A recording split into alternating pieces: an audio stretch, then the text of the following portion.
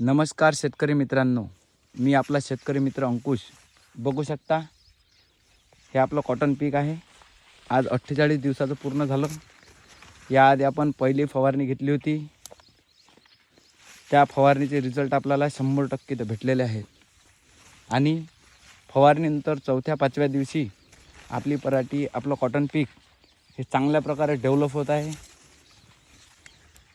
पातोन धारणा खूप जास्त प्रमाणात दिसून येत आहे. हे बघून घ्या. बघा एका एका झाडाला किती पात्या लागलेल्या आहे इथं.